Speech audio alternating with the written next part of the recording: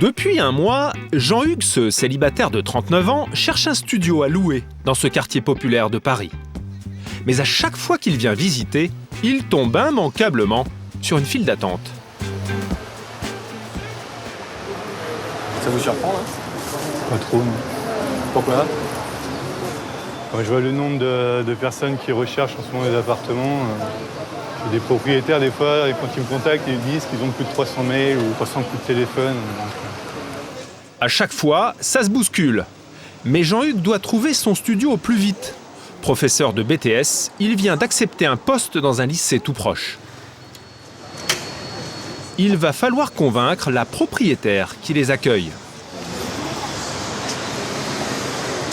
Le studio n'est pas donné. Mais à plus de 1 000 €, il y a forcément une belle surprise derrière cette porte.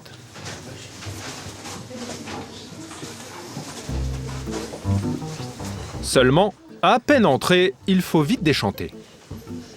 La déco de ce 28 mètres carrés est un peu désuète. Peu importe, Jean-Hugues est pressé, il est prêt à quelques concessions pour s'installer rapidement.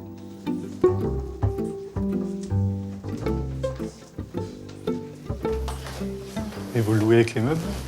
Oui. Ouais. Mais certains candidats à la location redescendent déjà, apparemment pas du tout convaincus. Merci, au revoir. Il faut dire qu'à l'étage, la baignoire est à moins d'1 mètre du lit. Pas trop d'efforts physiques. Un studio un peu étriqué, pourtant la propriétaire en demande plus de 1 000 € par mois, avec une garantie. Le locataire doit gagner 3 fois le loyer, plus de 3 000 € par mois. Hop, donc je me déplace avec mes... Et pourquoi vous demandez ces garanties-là?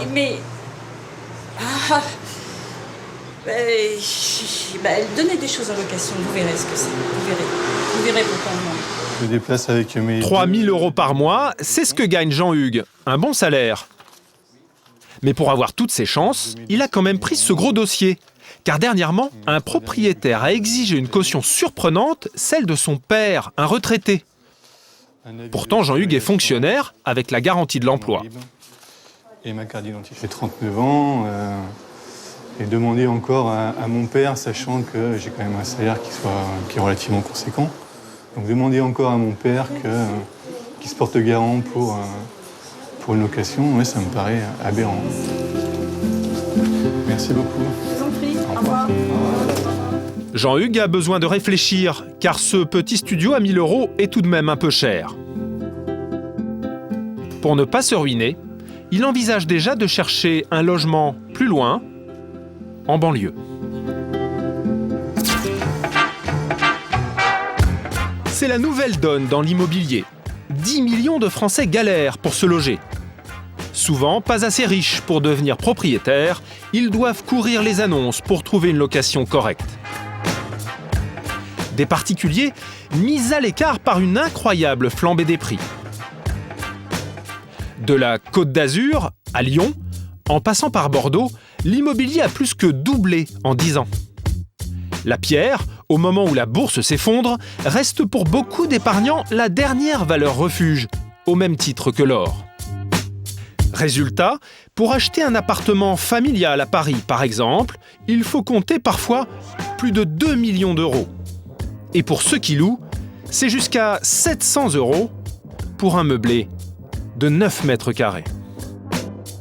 Vous allez découvrir les conséquences de cette surenchère, avec des familles comme celle d'Amandine, obligées de vivre en sous-sol. C'est des caves, donc normalement, ça peut pas être habitable. Une dérive immobilière qui pousse même de jeunes salariés comme Amna à emménager dans des bureaux. C'est pas très grand, mais vous pouvez mettre votre lit dans le coin. Plus incroyable encore, certains propriétaires en profitent pour louer leurs appartements à des conditions surprenantes. Je vais être très clair, hein. C'est contre service sexuel, contre service entre adultes, 1 fois par semaine. Plongé dans la folie de l'immobilier, celle des mètres carrés à tout prix.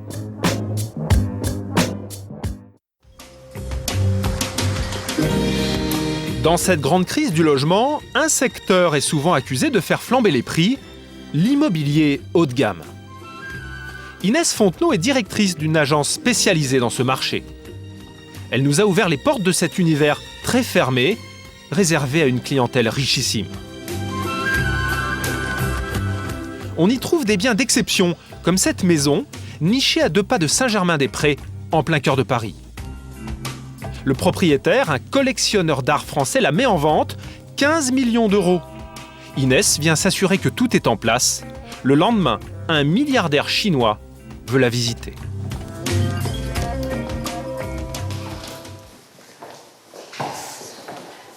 Voilà cette maison. C'est un endroit absolument exceptionnel qui a été entièrement rénové. Un triplex de 500 mètres carrés, récemment revisité par un décorateur de renom. Des volumes spectaculaires, comme ici, dans le prolongement de cette verrière. C'est une cuisine, en fait, mais accompagnée de sa salle à manger. Donc on imagine tout de suite une vie sociale formidable, extrêmement chaleureuse, avec des amis qui sont là. Et cette cuisine, elle fait partie intégrante de l'ensemble de la maison. Une cuisine salle à manger de 100 mètres carrés, où le propriétaire ne s'est fixé aucune limite. Alors, d'abord, il y a une chose que j'ai envie de vous dire, parce que je trouve ça absolument incroyable. Ce parquet est un parquet ancien, brésilien, et c'est de la cannelle. Donc le propriétaire l'a fait venir du Brésil pour qu'il soit dans l'ensemble de la maison. Le reste est tout aussi exceptionnel. Le luxe, dans les moindres détails. Il y a cette somptueuse salle de bain, absolument merveilleuse, avec baignoire, douche, qui est une salle de bain complète, toilette. Bien sûr, tout est entièrement fait sur mesure. Il n'y a pas de pièces qui n'ont pas été faites sur mesure. La veille, c'est un couple de riches Américains et leurs 4 enfants qui l'ont visité. Petit souci, le triplex n'a que 3 chambres, pas assez pour cette famille. Mais Inès ne désarme pas. Mon agenda, c'est mon trésor. J'y note tout. Son agenda est déjà rempli de nouvelles visites, car il y a 600 000 € de commission à la clé. À tout moment, l'un de ses clients peut craquer, même à 30 000 € du mètre carré. On est dans le domaine de l'irrationnel. Et d'ailleurs, souvent, les achats de ces biens sont faits de façon presque irrationnelle, avec des coups de cœur, avec tout d'un coup un homme qui a envie de gâter sa femme et qui achète en très peu de temps un bien absolument exceptionnel. Le prix compte plus. Le prix ne compte plus. C'est comme une œuvre d'art. Le prix ne compte plus. Et voilà comment ce quartier du 7e arrondissement est devenu le plus cher de Paris, au-delà des 14 000 € du mètre carré. Dans le sillage du luxe, la pierre apparaît donc comme le placement sûr par excellence. Alors, avec les économies d'une vie, bon nombre de Français achètent aujourd'hui pour louer et se créer un revenu pour la retraite. Et plus la surface est petite, plus ça rapporte. Il suffit de se rendre dans des ventes un peu particulières pour assister en ce moment à l'engouement de ces petits épargnants, prêts à tout pour décrocher la bonne affaire. Il est à peine 9 h, mais ce matin-là, il y a déjà foule devant les grilles de la Chambre des notaires de Paris. Une centaine de particuliers venus tenter leur chance. Parmi eux, Malik, 32 ans. Dans quelques minutes, ce jeune cadre va miser toutes ses économies et celles de sa mère qui l'accompagne. 80 000 € pour tenter de décrocher le clou de cette vente aux enchères. J'espère que l'affaire se fera parce que c'est un beau projet. Son projet ? Acheter un lot sur cette page du catalogue. Ce sera soit cette petite surface de 10 mètres carrés, ou alors celle-ci, qui en fait 14. Et voilà à quoi elle ressemble. Des chambres de bonne crasseuses. Celle-ci n'a même pas l'eau courante. A priori invendable. Pourtant, ça va être une foire d'empoigne pour les acheter. En arrivant à l'étage, Malik découvre qu'il est loin d'être le seul sur l'affaire. Ouais, la salle est déjà pleine, non? Pas gagné, hein. Dans une chaleur étouffante, les enchères ont déjà débuté. Malik stresse. Il doit d'abord s'inscrire à la vente. Bonjour maître, les 2 appartements rue de l'Échelle. s'il vous plaît. Vous les avez visités? On les a visités pour moi. Pour tenter sa chance, le jeune homme doit laisser ce chèque de garantie au notaire. 12 800 € qu'il récupérera s'il perd les enchères. Parfait, merci beaucoup. Merci. Une chambre référencée numéro 854 Malik va maintenant découvrir cette vente immobilière à l'ancienne, avec ses 2 chandelles. Ici, la règle est simple. La vente se fait à la bougie. Lorsque la dernière flamme s'éteint, Dernier feu. l'auteur de la dernière enchère a gagné. Éteint. Adjugé. Tu veux qu'on se mette là? Malik se rapproche. Il aurait mieux fait de rester au fond pour surveiller les autres acheteurs. Comme cet homme à la chemise blanche, un habitué des enchères qui va lui donner du fil à retordre. Les hostilités débutent avec la première des 2 chambres de bonne qui intéresse Malik. Bien, sur la mise à prix de 36 000 €, y a-t-il preneur? 37, 38, 39. En quelques instants, le prix s'envole. Malik, qui n'a que 80 000 € en poche, ne veut pas laisser passer sa chance. 43, Il tente une intervention.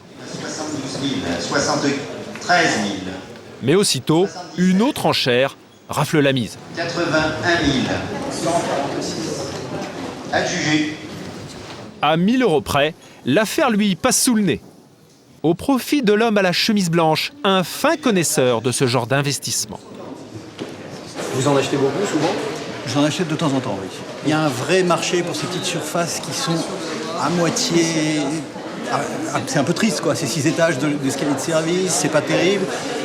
Mais les gens qui ne trouvent pas de logement sont très contents de trouver ça. Et si vous le louez un peu en dessous des 500 € mensuels, vous avez tout l'escalier qui fait la queue pour venir louer. Dans la salle des enchères, la seconde chambre de bonne qui intéresse Malik est mise à prix 28 000 €, sa dernière chance. 51, Alors le jeune homme se lance dans la bataille beaucoup plus tôt. 53, Et d'un petit hochement de tête, 55, il fait grimper les prix. 56, 57, Avec son budget de 80 000 €, Malik est encore dans le coup. 74 au fond, 75. À 75 000, c'est lui qui tient l'enchère. On allume à 75 000. Éteint. Adjugé. Malik vient de décrocher sa première chambre de bonne. 163 pour un montant de 75 000 €. C'est la délivrance, là? C'est ça, effectivement. Ça se voyait, le stress. C'est une bonne affaire? C'est une bonne affaire. Vous voulez quoi? Je vous suis. Le jeune salarié est sur un petit nuage. Mais pas question de perdre une minute. Il vient de dépenser toutes ses économies. Maintenant, il faut rentabiliser cette fameuse chambre de bonne au plus vite. Bon, ça va, t'es contente? Quelques jours plus tard, dans un quartier populaire de Paris, Malik vient réfléchir aux meilleurs moyens de rentabiliser sa nouvelle acquisition. Direction le 7e étage, sans ascenseur. Et voici donc sa super affaire. Donc, il faut l'imaginer... Une chambre ravagée. Car aussitôt acheté, Malik y a envoyé des ouvriers qui ont tout détruit avant rénovation. De ce côté-là, en fait, on devrait avoir un plan de travail avec une kitchenette. Voilà. Ici, on aura la continuité du plan de travail. Et on aura sans doute un bar ici qui sera pliable. Avec les frais de notaire et les travaux, cette chambre de 14 mètres carrés lui a coûté 110 000 € au total. Une somme qui sera vite remboursée, car le jeune homme va mettre son bien en location au prix fort. On va le louer entre 550 et 600 €. Le juste prix serait même entre 600 et 650 si on voit les prix pratiqués par certains sur le marché. Donc peut-être que 620 serait le bon niveau. Plus de 600 € par mois. Pour emménager ici, un locataire devra justifier d'au moins 2 000 € de salaire. C'est quasiment le revenu moyen d'une famille en France. Mais alors ces familles, justement, comment font-elles pour se loger avec ces tarifs exorbitants? Aujourd'hui, le moindre 3 pièces vaut une fortune. Alors dès qu'un nouvel enfant arrive, beaucoup de couples choisissent de déménager direction la banlieue. Mais même dans ces petites villes bourgeoises comme Noisy-le-Roi, à 20 km de Paris, la place reste un luxe. Et les salariés les plus modestes s'installent là où il en reste, dans les sous-sols. On y atteint des extrêmes. Nous sommes dans une résidence de standing construite dans les années 70. 24 bâtiments noyés dans la verdure, une piscine chauffée, et au milieu de tout ça, Allez, zou. des locataires un peu particuliers, comme Amandine. T'as mal aux pieds? Allez, viens. À 29 ans, elle est vendeuse sur un marché. Faut descendre au sous-sol. Elle vit en bas de cet escalier. En fait, ça se trouve dans les caves. En passant par le local poubelle, nous la suivons dans ce couloir qui mène à son appartement. Voilà, hop. C'est là qu'elle vit, en famille, Alors, pourquoi tu pleures? avec son bébé et son compagnon intérimaire. À eux deux, comme beaucoup de Français, ils gagnent 1 300 € de salaire. Un budget trop serré, tout juste de quoi louer ses 9 mètres carrés pour 350 € par mois.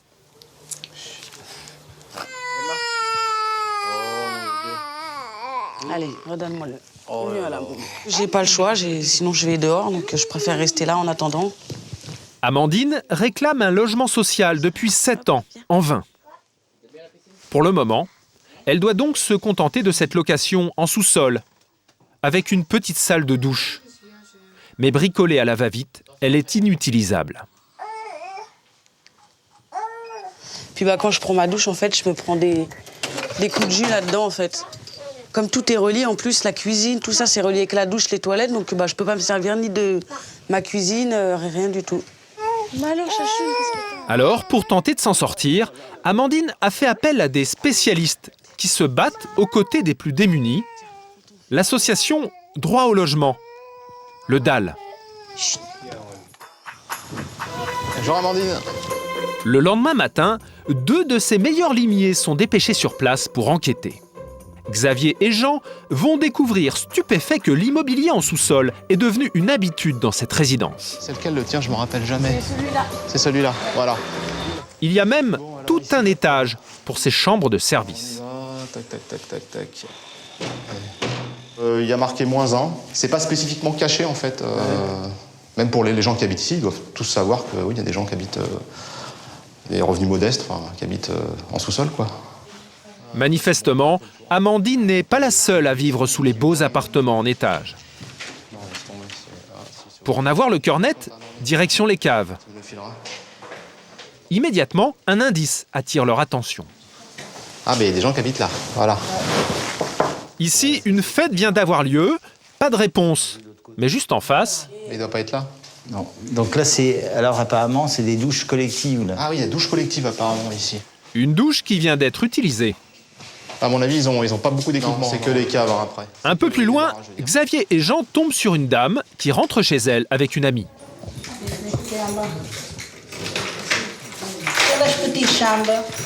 La dame, elle aussi, vit dans une chambre de service.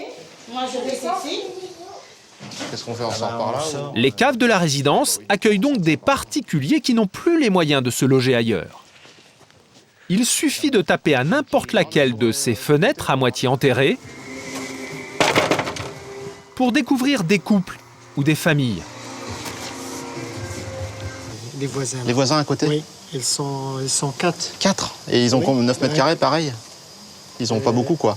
11 mètres 11 mètres carrés? 11, oui. D'accord. Vous payez combien, vous, ici? 500 €? Oui. Et vous avez combien de mètres carrés? 11. 11 mètres carrés? Ouais. 500 €, 11 mètres carrés. Xavier et Jean vont dénombrer une centaine de familles dans ces chambres. Un business très lucratif pour les propriétaires.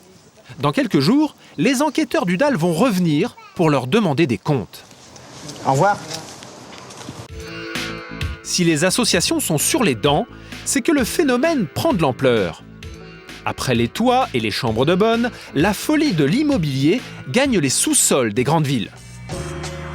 En dépit de la loi qui impose une surface minimale de 9 mètres carrés, les propriétaires peu scrupuleux n'hésitent plus à louer des caves à prix d'or. Sur ce site immobilier, une petite annonce nous a intrigués. Un studio équipé en entresol. L'adresse est prestigieuse, l'un des quartiers les plus chics de Paris. Équipés d'une caméra discrète, nous nous faisons passer pour des candidats à la location. Cette femme, une amie du propriétaire, va nous faire visiter. Et ça se trouve à quel endroit en fait? C'est en face? Et ça se trouve là. D'accord. Ah oui? Bah oui, c'est entresol. Il n'y a pas de fenêtre, enfin, il y a un grillage. Depuis la rue, difficile d'imaginer que quelqu'un vit derrière ce soupirail. Pour s'y rendre, nous traversons un hall d'entrée luxueux. Mais nous sommes prévenus.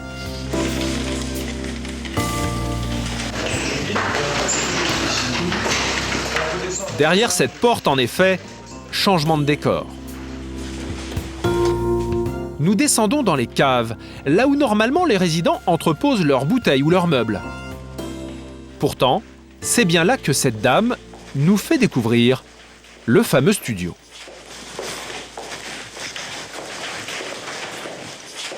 J'allume la lumière avant et je vous laisse entrer. D'accord.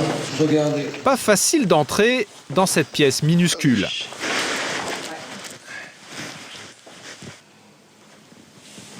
Et c'était des caves en fait ici? J'ai l'impression que c'était ça. Une cave de 7 mètres carrés seulement. La louer est totalement illégale. C'est un peu gym. Pour dormir, le propriétaire a exploité tout l'espace en hauteur. Mettez une moquette ou un tapis n'importe quoi en dessous, parce que vous allez, c'est juste des planches. Achetez un matelas n'importe quoi, jetez le matelas, lavez la couette et vous êtes bien là. D'accord. Allez-y. Ça tient, ouais, ça tient, t'inquiète. D'après l'ami du propriétaire, c'est un petit nid douillet, avec pour seule ouverture ce soupirail. Le fait que ça soit en sous-sol, c'est autorisé Oui, parce qu'il y a une vraie fenêtre. On rajoute des spots si vous voulez avoir plus de lumière. On peut voir les gens, c'est sympa quand même de voir les gens qui marchent ou je sais pas quoi et tout. Et eux, ils vous voient pas du tout, ça fait argent. Si nous louons cette cave, il n'y aura pas de contrat de location. Le propriétaire préfère éviter.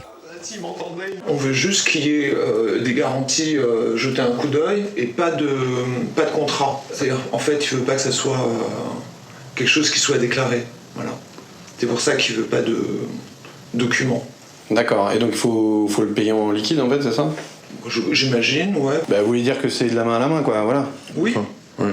Voilà. Une location sous le manteau, car elle est interdite par la loi. D'ailleurs, la dame le sait pertinemment.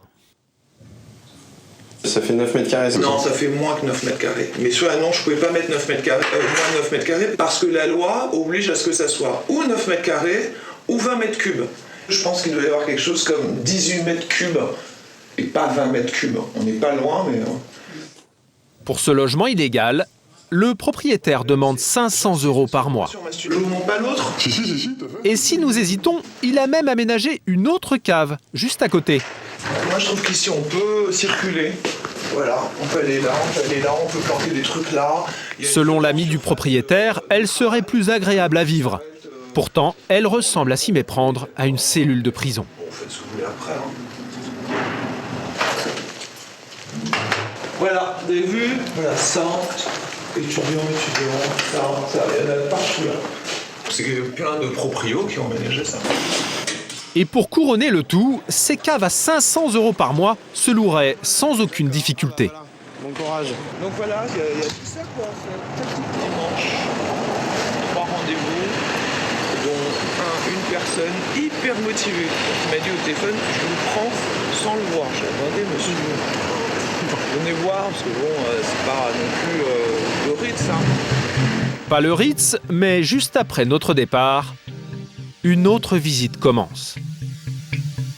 Des propriétaires sans scrupules et inconscients, car en transformant leur cave en studio, ils font courir le pire à leurs locataires. une dérive que tentent de stopper les associations.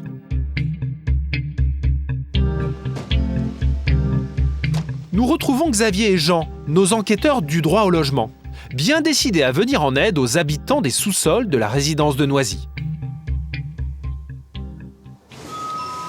Ils ont décidé d'alerter la préfecture et dans leur démarche, ils reçoivent un soutien inattendu.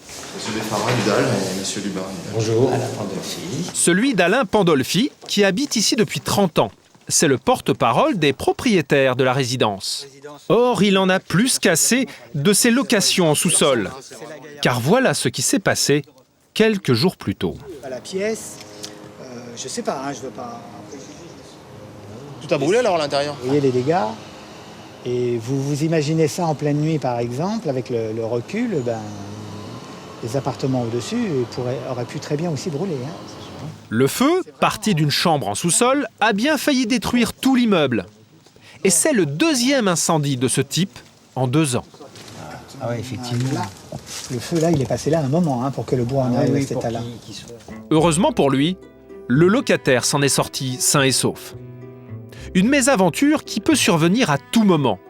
Car pour louer ces chambres plus chères, les propriétaires ont bricolé des aménagements qui peuvent s'avérer dangereux.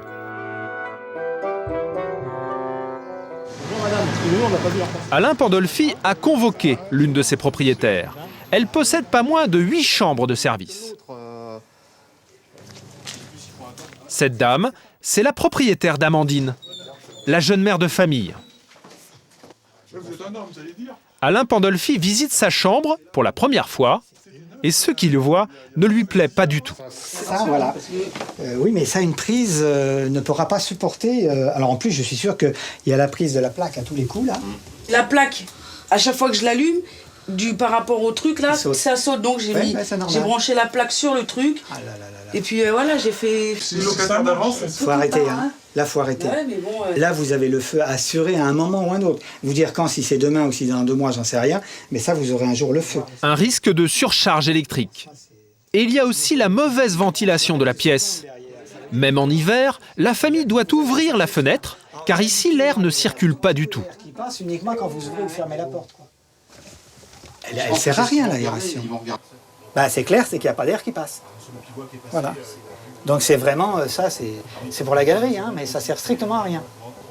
Là, vous avez un exemple, effectivement, d'un détournement. C'est complètement détourné. Aujourd'hui, ça devient un mini-appartement. C'est devenu, mais c'est pas illégal. On a le droit de le faire. Rien d'illégal, effectivement. Comme la loi l'impose, la pièce fait plus de 9 mètres carrés et il y a une fenêtre pour l'aérer. En revanche, les aménagements sauvages sont formellement interdits par la copropriété. Une mauvaise nouvelle pour cette propriétaire. Ces chambres lui rapportent près de 3 000 € par mois. Et encore. Moi, j'ai perdu mon emploi en 2001. Et puis, je me suis dit, il faut aussi que je trouve un complément de retraite. J'ai pas retrouvé d'emploi. J'étais directeur financier. J'ai pas retrouvé d'emploi. À 51 ans, c'est...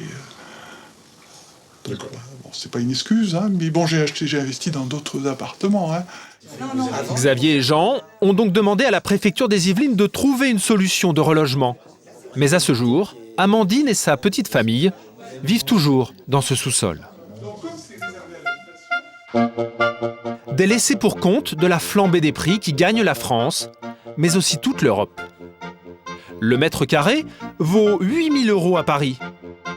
Il en vaut encore plus, 12 000 € à Londres.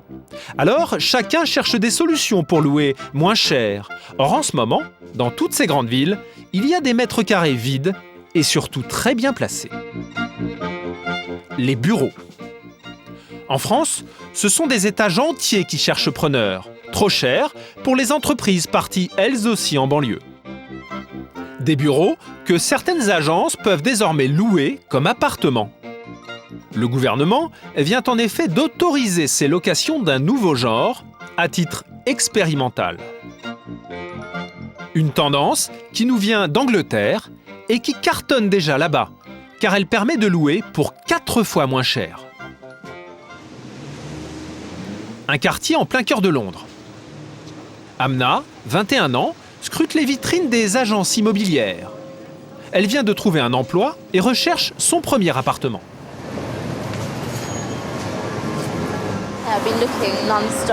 Je regarde tous les jours et les prix sont effrayants à Londres. Ici, c'est 400 € par semaine pour un studio minuscule. 1 600 € par mois pour un studio, les 2/3 de son salaire. Alors Amna a trouvé une solution pour vivre tout près de son travail, dans cet immeuble. Aujourd'hui, elle a rendez-vous avec Adam, un agent immobilier un peu particulier. Bonjour, je suis Amna, enchantée. C'est là. Voici l'immeuble. Bienvenue à la maison, peut-être. Là, c'est le règlement. Vous pouvez le lire. Je vais tout de suite vous montrer votre pièce à l'étage. Là, au fond du couloir, il y a une douche. Et il y en a une autre, au deuxième. Venez. Du hall d'entrée au couloir, l'endroit ne ressemble pas vraiment à un bâtiment d'habitation. Ça, c'est l'étage où vous allez habiter. Comme le montre ce mobilier abandonné sur place, c'était un immeuble de bureaux. Il va bientôt être rénové.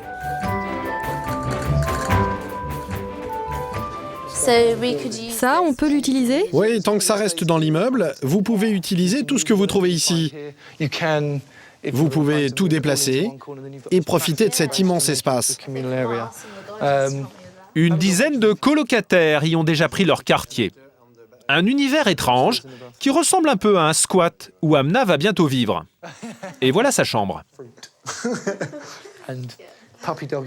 C'est pas très grand, mais vous pouvez mettre votre lit dans le coin. Ah, c'est bien, c'est assez grand en fait. Un bureau de 15 mètres carrés à redécorer d'urgence. Je vais le recouvrir avec mon lit.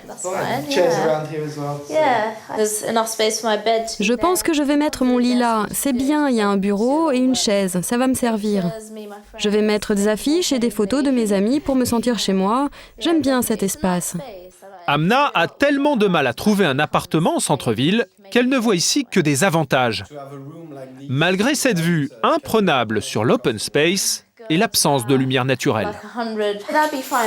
Ça ira, la lumière entre quand même, il y a des fenêtres qui donnent sur la rue dans l'autre pièce. Je pense que ça ira, oui. Une ambiance pas franchement chaleureuse. Et en plus, comme le promoteur n'a pas voulu investir un penny, il faut utiliser les locaux existants. Je vous montre la salle de bain. C'est en bas. Pour faire sa toilette, par exemple, Amna va devoir crapahuter, redescendre au rez-de-chaussée et trouver les toilettes des anciens bureaux. Là, c'est la douche. C'est désormais une salle de bain. C'est pas le grand luxe, mais ça marche. C'est une douche électrique. Vous apporterez votre shampoing et toutes les affaires que vous voulez. Pour vivre ici, Amna va payer 280 € par mois. C'est 4 fois moins cher qu'un studio dans le quartier. Et celui qui encaisse le loyer, c'est le patron d'Adam, la société Camelot. Elle a réussi à convaincre le propriétaire de l'immeuble de lui confier ses bureaux vides pour faire des économies quand il ne les loue pas à une entreprise. Qu'est-ce que ça veut dire exactement, protégé par occupation? L'immeuble est protégé par les gens qui y vivent. Ça évite les squats, le vandalisme, les graffitis, tous les problèmes que les propriétaires peuvent rencontrer à Londres. Pour eux, c'est beaucoup moins cher que des caméras de surveillance ou des gardiens. Et grâce à nous, ils savent immédiatement ce qui se passe chez eux. C'est le deal. Amna aura un petit loyer, mais elle devra en contrepartie assurer le gardiennage de l'immeuble. Et il y a d'autres inconvénients. Appelez-moi votre prénom. En Angleterre, la formule a tellement de succès que pour décrocher sa chambre-bureau, Amna a dû répondre à des critères très précis. Pas d'enfants, pas d'animaux, ça n'est pas autorisé. Ils doivent percevoir un salaire et avoir un casier judiciaire vierge. Enfin, ils doivent être flexibles. Il faut être capable de déménager très rapidement.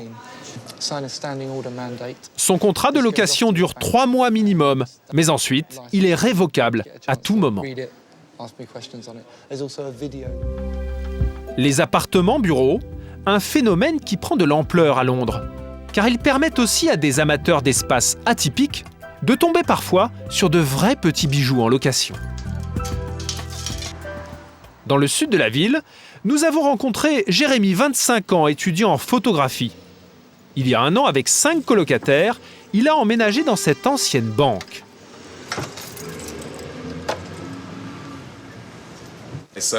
Alors voilà ma chambre. Première surprise, il y a beaucoup de place. Dans ses anciens bureaux, Jérémy a installé sa chambre. Claire, tu veux du sucre? Jérémy dispose aussi d'un vaste salon qu'il a décoré avec des meubles de récupération.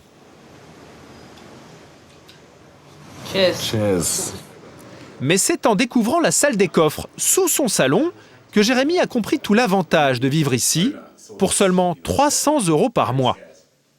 Il peut y aller librement. Venez, passez la porte magique.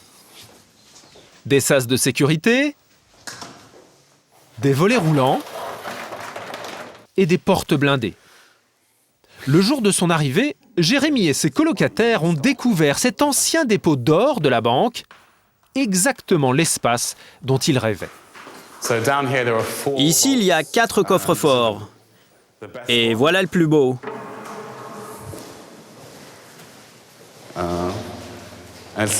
C'est juste incroyable. Vous pouvez imaginer tout l'or et l'argent entreposés ici. Là, il y avait des liasses de 1000 en billets de 20. Moi, j'utilise cet endroit pour faire des portraits. D'autres locataires font de la musique ou des vidéos. C'est génial.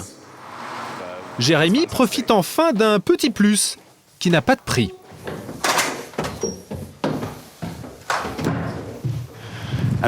Et voilà notre vue sur Londres. C'est vraiment incroyable. Une vue imprenable depuis le toit de l'immeuble sur Londres, sa grande roue et Big Ben. De temps en temps, avec les autres locataires, on vient ici et on boit un verre. C'est une vue fantastique. Un immeuble fantastique. Mais je ne veux pas m'y attacher. On va bientôt partir. Une location très originale, mais précaire. L'immeuble va bientôt être détruit. Les appartements-bureaux, une formule que la loi vient donc d'autoriser en France et qui pourrait séduire les jeunes salariés, mais aussi les étudiants. Chaque année, plus d'1,5 million d'entre eux cherchent un logement, une rentrée universitaire dont profitent les prédateurs de l'immobilier. Une faculté parisienne à l'heure des inscriptions. Est-ce que tu es déjà passé à notre stand ou pas encore? Non, pas encore. T'as 2 petites minutes? Cindy Pétrieux milite au sein d'un syndicat. Vas-y, je t'en prie, assieds-toi. Tu t'inscris en quoi? Aujourd'hui, elle accueille les nouveaux inscrits. Souvent, en cette rentrée universitaire, il y a la question du logement. Je sais pas si tu habites chez tes parents, si tu as ton propre appart. Des milliers d'étudiants cherchent un appartement. Et avec la crise du logement, c'est souvent une épreuve. Jeune homme, ça va? Il paraît que tu cherches un appart. Ouais, voilà, c'est ça. Et c'est trop la galère. Ça fait à peu près 2 mois que j'y suis. Et je débarque à Paris. J'habitais pas là avant, donc c'est encore plus la jungle pour moi, quoi. Ces étudiants, Cindy les invite à être très prudents. Une des arnaques qu'on dénonce et dont je te mets en garde, parce qu'il y a une agence à 500 mètres d'ici qui est juste une pure arnaque, et j'espère que t'es pas déjà tombé dedans, c'est l'arnaque des vendeurs de listes. Je sais pas si tu sais ce que c'est. Les vendeurs de listes. Des boutiques qui ressemblent à s'y méprendre à des agences immobilières traditionnelles. Sauf qu'avec elles, les clients ne visitent pas d'appartement. Ils achètent une liste de contacts. Des propriétaires qui proposeraient des locations. L'activité est légale, mais dans les faits, ces listes se révèlent souvent être une arnaque. Vous allez voir comment ces agences appâtent les étudiants. Cindy va faire semblant de rechercher un appartement. Bonjour. J'ai un budget d'à peu près 500 €. Vous avez un peu des annonces Sur Paris, les studios, on en a pas mal. Là, ça va être 15e à moins de 500. Donc entre 430, 480 et 450. Après 16e, 500 €. 17e 500 €, 18 500 € aussi. Des studios disponibles de suite dans tous les quartiers de Paris et dans nos prix. Un petit miracle. Ils sont presque introuvables dans les agences traditionnelles. Faut pas compter sur l'agence classique, ça c'est un conseil que je vous donne. Parce qu'ils ont rien. Pourquoi ils ont rien, eux? Parce qu'ils sont forts, ils sont vraiment spécialisés que dans la vente. Donc la location, ça va vers nous. Ils ont pas. Les agents immobiliers classiques viennent vous voir? Ils viennent nous voir. Les vendeurs de liste seraient donc les spécialistes de la location, en contact avec des dizaines de propriétaires. Mais pour pouvoir les joindre, il faut d'abord payer. Donc ils se comprennent entre eux. Avec nous, il y a des frais d'agence à régler dès le départ, donc qui s'élèvent à 270 €. Donc ça regroupe la rédaction de bail, l'état des lieux et nos frais d'agence. Sachant que quand vous allez signer le bail, il n'y a pas d'autres frais supplémentaires à nous verser. Donc vous n'allez pas avoir l'équivalent d'un mois de loyer, voire plus. Nous versons donc 270 €. Donc ça, c'est votre contrat. C'est indiqué là. Et nous repartons avec une dizaine de fiches, les coordonnées de propriétaires que nous devons contacter. Allez, merci. Mais que vaut vraiment cette liste? Cindy va tester les annonces qu'elle contient.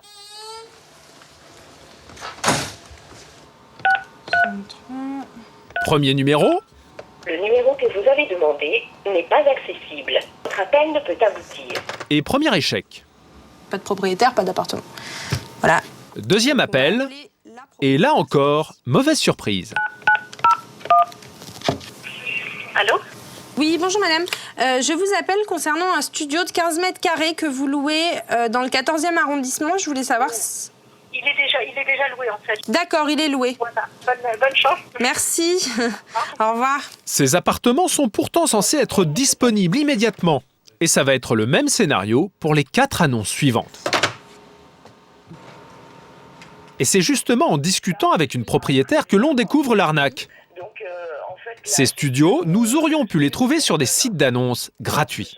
Moi j'ai mis mon annonce dans particulier à particulier, Top Annonce, Visa Street, eBay, Le Bon Coin. Vous voyez, j'ai mis 5 ou 6 annonces. D'accord. Alors vous avez payé une cotisation, ouais. Alors qu'en regardant Internet, vous auriez eu mon annonce gratuitement. En réalité, le vendeur de liste s'est contenté de recopier des annonces sur Internet. Là, on les a cherchées, et notamment celle-ci, on la retrouve mot pour mot sur l'annonce sur Internet rue des Bellefeuilles, entre parenthèses, croisement Victor Hugo. Sur l'annonce, rue des Bellefeuilles, croisement Victor Hugo. Ce qui nous le certifie ensuite à 100%, le numéro de la propriétaire, qui est exactement le même sur Internet. Cindy a créé une adresse mail pour recueillir les témoignages des étudiants arnaqués. Voilà, on a reçu des pages de mail. Selon elle, les victimes se compteraient par milliers. Son syndicat a décidé de réagir. Trouver un logement, mais pas grâce aux marchands de liste. On va se mettre en route. Le lendemain matin, place à l'action. Objectif, mettre le bazar dans une agence et demander le remboursement de plusieurs victimes comme Marie, une étudiante de 20 ans, originaire de la banlieue parisienne. Elle a payé sa liste 250 €. J'ai eu absolument aucun appartement qui était dans mes critères et j'ai trouvé un appartement pas du tout grâce à eux, quoi. Et depuis, j'ai pas réussi à me faire rembourser. Je lâcherai pas parce que ça me dégoûte, vraiment.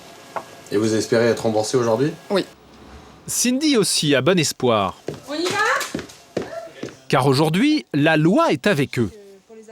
Il y a quelques semaines, cette décision de justice a condamné la même enseigne à rembourser l'un de ses clients. Motif ? Elle n'a pas respecté ses obligations contractuelles. En clair, la liste était vide. La société sera en conséquence condamnée à payer à mademoiselle la somme de 230 €. C'est parti ?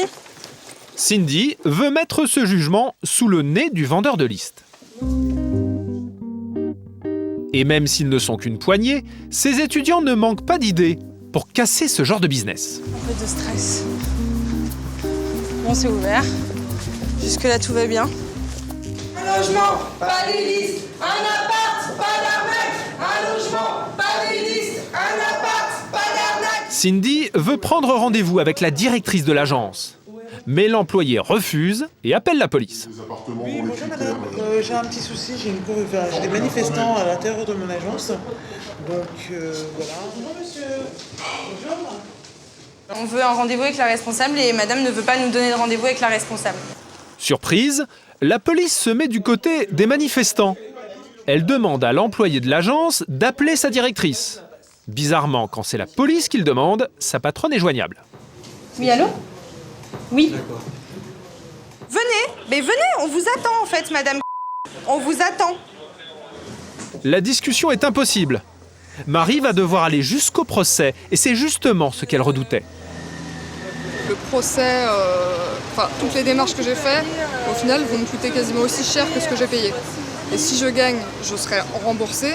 Mais si jamais je perds, ce qui m'étonnerait beaucoup parce que j'ai beaucoup de preuves qui font qu'ils sont en tort, mais si je perds, j'aurais perdu quasiment le double. Donc j'ai vraiment beaucoup hésité. Voilà pourquoi de très nombreuses victimes des vendeurs de listes baissent les bras. L'an dernier, sur les milliers de clients de ces agences, seuls 70 ont porté plainte. Par rapport au fait qu'on a encore une fois laissé les dossiers. Une recherche de logement qui réserve parfois de drôles de surprises. Certains propriétaires n'exigent plus d'argent en échange d'une location. Leurs annonces proposent une transaction beaucoup plus étonnante. Voilà le piège. Des petites annonces qui passent presque inaperçues sur Internet. Sur celle-ci, on peut lire « Propose appartement pour jeunes femmes ou étudiantes dans le besoin, contre service régulier ». La suivante est tout aussi mystérieuse. Même proposition à jeunes étudiantes ayant l'esprit ouvert. Enfin, la troisième se fait plus explicite. Merci de préciser âge, mensuration limite et pratique. Pour en avoir le cœur net, nous répondons à l'une d'entre elles.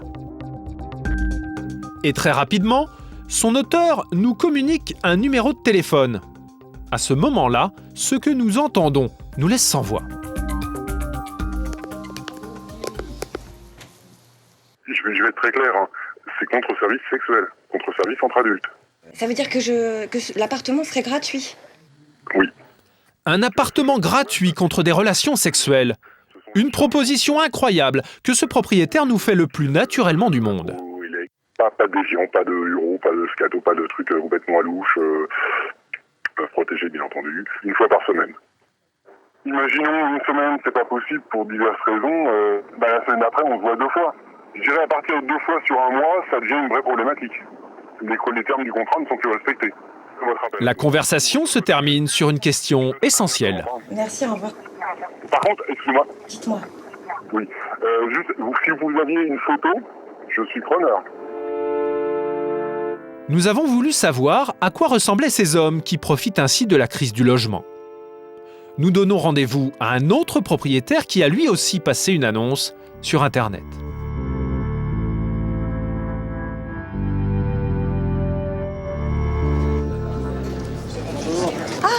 Bonjour, vous allez bien? Ouais, vous? Ouais, ça va. Alors, racontez-moi tout sur vous. Je suis étudiante, voilà, j'arrive sur Paris. L'homme a une trentaine d'années. Il est célibataire et cadre supérieur. Et il ressemble à Monsieur Tout-le-Monde. Il a même l'air plutôt timide. Comment ça se passe concrètement?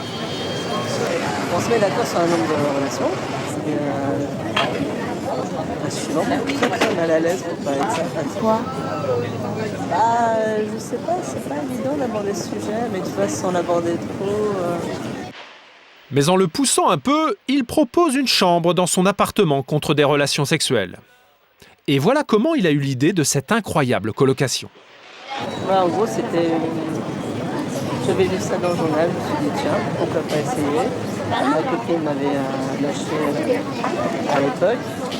Justement, ce qui cause un peu ce ressentiment. Et moi, je me suis dit, ouais, ça a l'air plutôt sympa, un peu excitant. Ouais. On est nombreuses à t'avoir répondu? Alors, ouais, ça dépend par période. En gros, je pense que c'est par rapport à la période universitaire aussi. Toutes les demandes, en effet, ici jusqu'à septembre.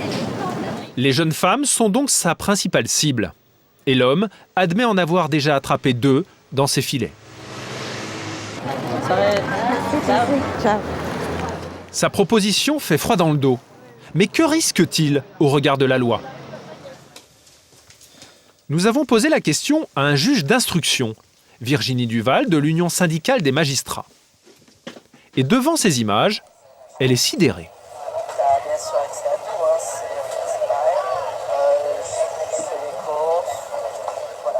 J'avais jamais vu ça. La difficulté, c'est effectivement que ce sont deux adultes consentants. La spécialiste du droit a bien du mal à trouver un motif de condamnation. Je sais plus mon article. Elle a beau fouiller dans son code pénal, la prostitution n'est pas interdite en France. Elle se demande alors si le propriétaire pourrait être poursuivi pour racolage. Le fait par tout moyen, y compris par une attitude même passive, de procéder publiquement au racolage d'autrui en vue de l'inciter à des relations sexuelles en échange d'une rémunération ou d'une promesse de rémunération est puni de 2 mois d'emprisonnement et de 3 750 € d'amende. Mais là encore, problème. Le texte « appartement pour jeunes étudiantes ayant l'esprit ouvert » n'est pas suffisamment clair pour envisager une sanction. S'il était clairement indiqué échange appartement contre relations sexuelles régulières, là, la question du racolage se poserait bien plus fortement. Là, concrètement, ce jeune homme, il risque rien. La question vraiment se pose de savoir s'il risque quelque chose, effectivement. A priori, il risque rien. A priori, non. À ce jour, la loi ne permet donc pas de condamner ces propriétaires pervers. Un phénomène qui n'est pas près de s'arrêter. Si en province, les prix commencent à fléchir, à Paris, la pierre ne s'est jamais aussi bien portée. À l'image du luxe qui bat tous les records, l'immobilier haut de gamme a flambé de 20% depuis le début de l'année. En attendant, se loger à tout prix reste le quotidien de 10 millions de Français.